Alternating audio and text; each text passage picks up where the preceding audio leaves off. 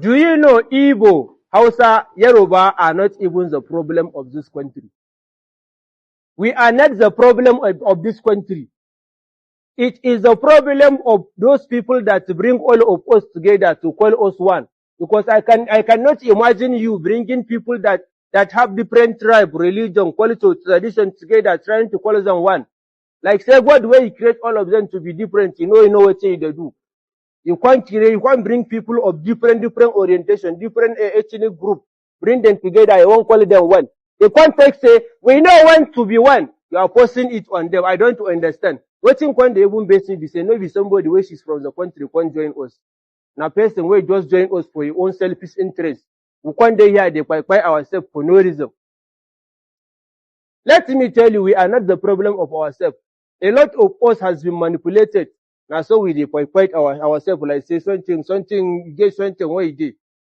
If one Nigeria meant loving ourselves and collaborating between regions and between states and between ethnic groups to grow the country and be prosperous and become a great nation that we all dream of, it would have been very nice and everybody would accept one Nigeria.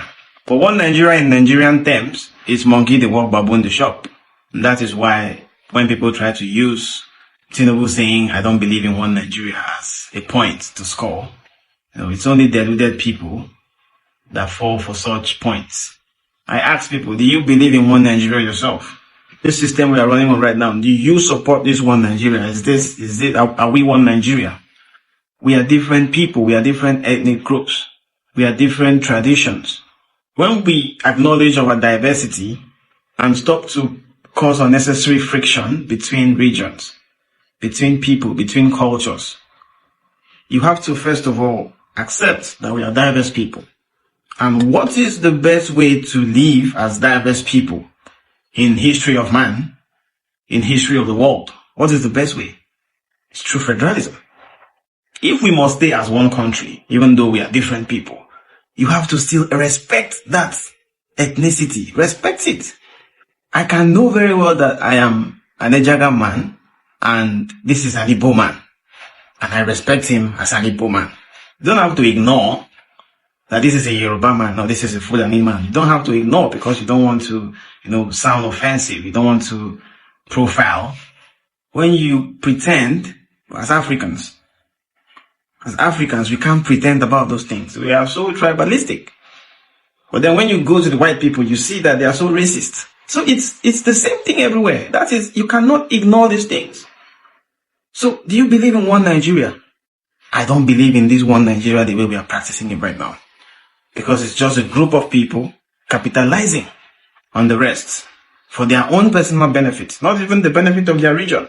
Just a few people doing things for their own interest, while their own people suffer, while their own people die, and they are ready to give up these people as collateral damage for their personal ambitions. They are ready. So that is not one Nigeria. So anybody that says, I don't believe in one Nigeria is a hero to me. When he was trying to win the election, I'm sure these concerns came up, around the northern people because they're the ones who champion this one Nigeria. We can be one Nigeria and we control our resources. You should not be in the north and own an oil well in the south. You should not do that. The oil of the south belongs to the people of the south and whichever community, has those resources. You have gold, you have minerals in your own region. You use banditry to smuggle those minerals. While they are doing all of this insecurity, people are mining gold and mining those minerals. But the oil is being used for everybody. But when it comes to the minerals in the north, they want to use the black market and take it for themselves. That is one Nigeria. I don't believe in such one Nigeria. So let everybody be in charge of their resources. Develop it how you want. You don't need Abuja to authorize you to use your own resources. It's your resources. It's in your ground. It's in your soil. Use it for yourself. On top of that, you are in charge of your own security. So create your own police at all levels, ward, local government, state. Create it. As many men as you want, as many men as you can afford. Protect yourself. Guard your people. The federal government will focus on military and border control. So if people are still trooping into the country legally, that is on the federal government. But if people are dying internally in the country, That is on the state government and the local government. So anybody who looks to do that and says, I don't believe in one Nigeria, I believe we should just live in one Nigeria, but run this thing like you understand the diversity of the people. Don't try to force everyone to be one. We are not one people.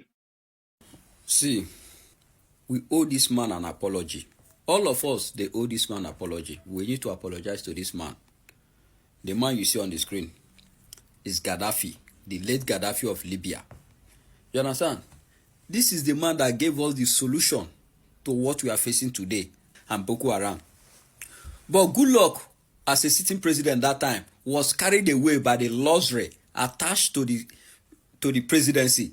Good luck told him that the unity of Nigeria was not negotiable. You can imagine a minority group that its people are being treated unfairly, unjustly. He said that the unity of Nigeria cannot be negotiated. And imagine what a minority group is saying. You hear what other people are saying. See, in Nigeria today, we had the issue, we had the solution, but we ignore it. And when you see people saying one Nigeria, go and check the source of those people, their source of income, how they make a living. It is the system that is sustaining them. Some of them are ex-governors, ex-presidents. They are paid salary on monthly basis.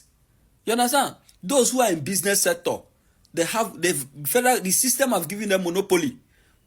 You understand? To be the one controlling a certain commodity. So why will you want such country, you understand, to split or to move forward? Because if things are done in a proper way, monopoly is even a crime. Monopoly, giving someone monopoly to impose a pattern, is supposed to be economic crime. You understand? Because it's supposed to be open to everybody. If you can, you go into the business. Those who are not into business, they are getting contract from federal government. And they want the system to continue. You hear them say one Nigeria. Some of them go ahead to even use their money to campaign for those who are in power as of that time so that the contract will continue.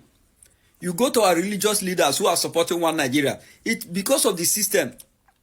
If the system is good, you will not see somebody going to church to sow a seed that is traveling from Asaba to Lagos to sow a seed of safe journey.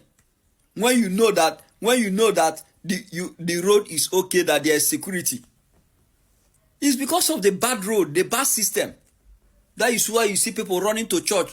Everybody now tag everything that is happening around him or her as a spiritual issue. Meanwhile, it is the responsibility of the government. So a lot of people are benefiting from this one Nigeria. But I'm telling you today, take a look at everybody calling one Nigeria. Some of them are ex-military men who are benefiting from the system, who has benefited, and they are still benefiting. So we must apologize to Gaddafi, the former president of Libya. You understand? He was the man that saw tomorrow. Even Nnamdi Kanu also saw tomorrow.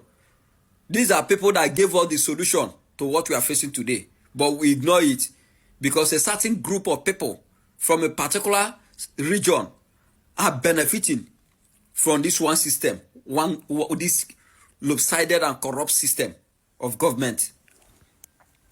Why Fulani X-Men are taking over many territories is because of lack of state security. Federal state police, because federal police is being controlled by the federal government. And go to many stations, many DPOs are from the north. Once these people are arrested, before you get home, they will set them free. So it is a collective systematic agenda. There are people behind all these Fulani X-Men. But when we have state police, the DPO or the director of the state police will not take instruction from Abuja. You understand? What he need to do is to do the right thing to protect his people. He will arrest those people and jail them or prosecute them. You understand? We need to wake up from our slumber. If we cannot stay together, if we cannot live in peace and harmony as one Nigeria, then let's go our separate ways. Southern Nigeria, Northern Nigeria, they can stay on their own. This is Nigeria. This is how they just designed it. I just use this map for example, but let's get it done. This could be the same one Nigeria, but here it should run. This should be the northern part, named their own republic or whatever, but as a one federation of Nigeria. These people could be controlling themselves, governing themselves, and these people could also be governing themselves. These people can also be governing themselves, and these people too. In collaboration, they can come together as one union, call themselves one Nigeria, if they really want to use that name.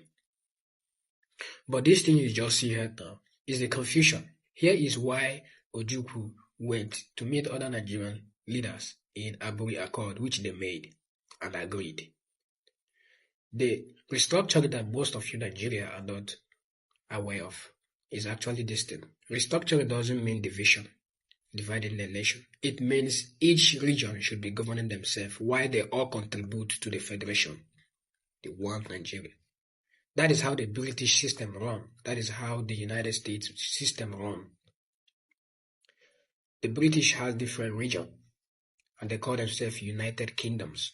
The United States have different regions, different states, and they all unite and call themselves the United States of America. Each state are governing themselves, just like they are doing the normal local state.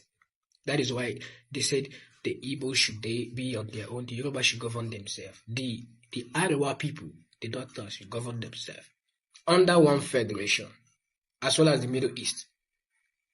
When it comes in development contribution, they both have to come together. So what I just showed you now is what Nigeria need to understand. That is the restructuring they're talking about. The restructuring that was discussed in Aburi Accord in Ghana in the early 1960s. That was the agreement Ojukwu and Gowon went to made. It was all agreed before the British interfere, because they saw that if this system is being implemented in Nigeria, it will be a big future for Nigerians.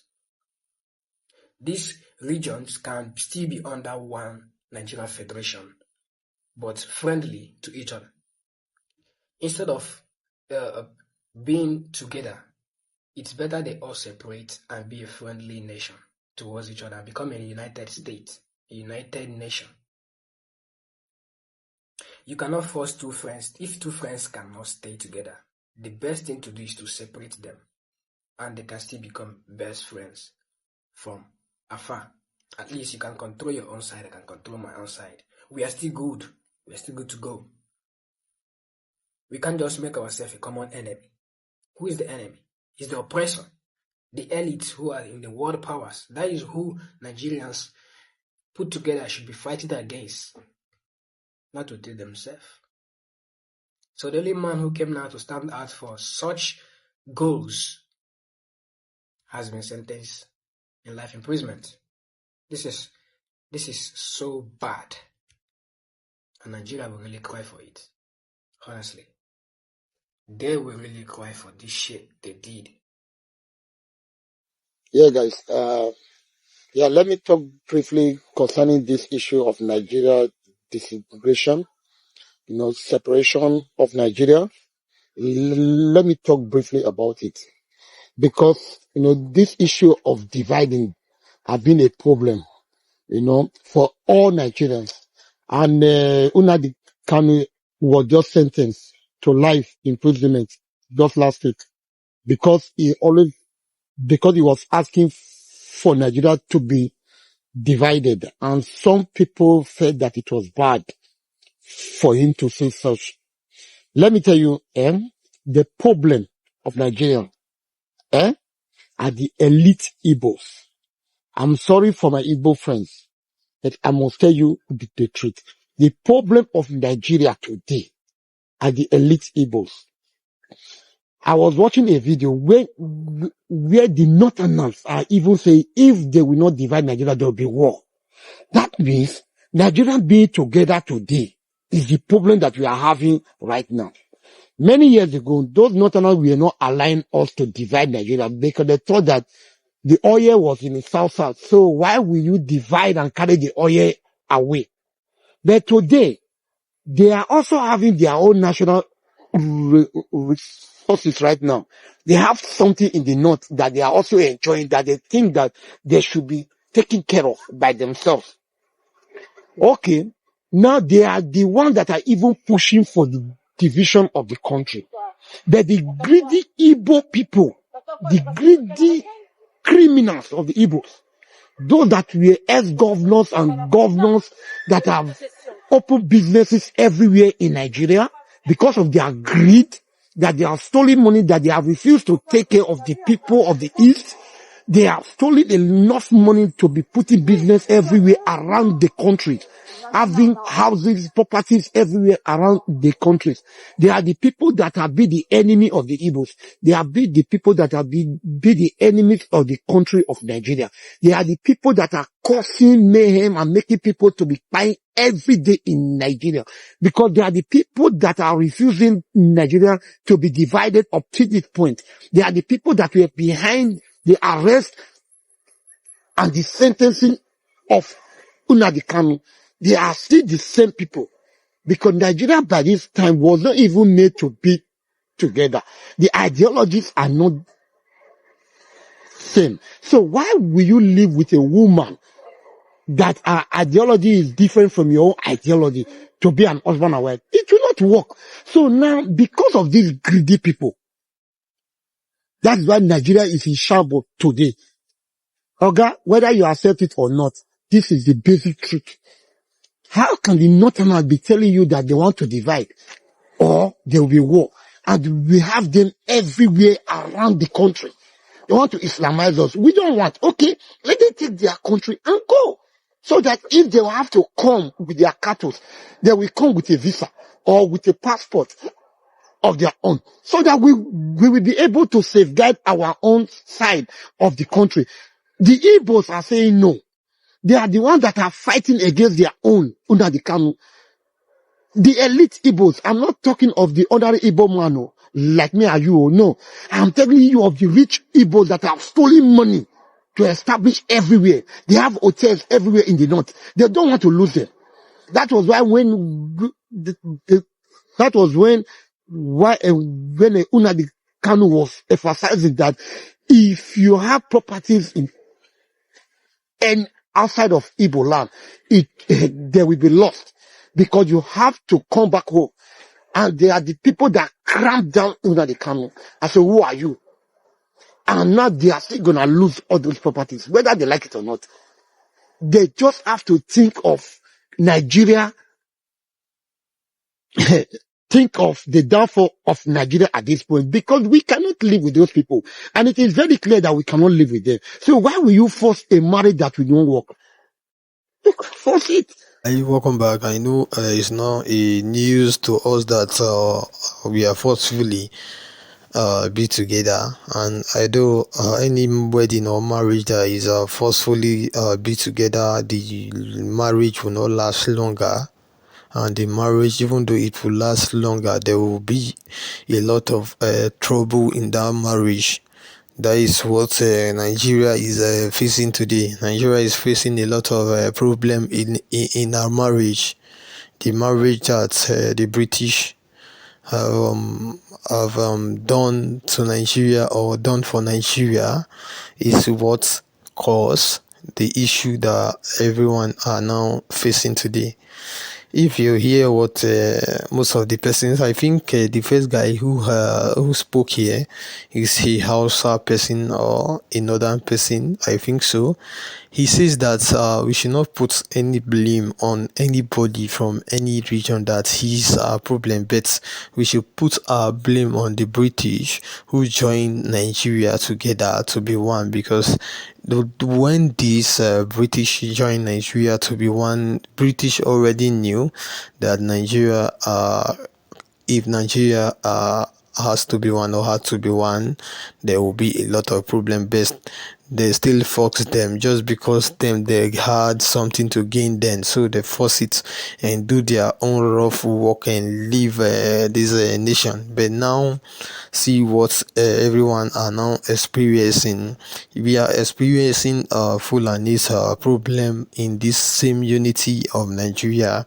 We are experiencing many different problems from many different angles, ISWAP, terrorists, different people from different different country who those northern people have brought to this nation just because of their own political ambition, and it's because of that unity and all this thing is happening. That's why most of all these guys here have put all their own blame on the British. And I think there is a guy here that spoke about this Gaddafi, that we had or we need to apologize to Gaddafi. Although we need to apologize to Gaddafi really, because when this good luck Billy Jonathan had opportunity to just separate this country, he refused, because Gaddafi told him then that the way the system of Nigeria is, I think it was 210, the way this system of Nigeria is, very soon Nigeria will begin to buy their soul if division did not happen. That is what Gaddafi said in 2010. But Goodluck Ebele Jonathan says that the unity of Nigeria is negotiable as at then, but now I think we are still negotiating the unity. The unity is what that has brought us to where we are today. If you know the way this nation is collapsing, you will not even bring anything like unity or unity that to this nation. That is just it. You hearing this, we know if you get everything, you won't let anybody or everybody know for a year concerning this. If anything like that, they your own head, make it drop and make below. Thank you.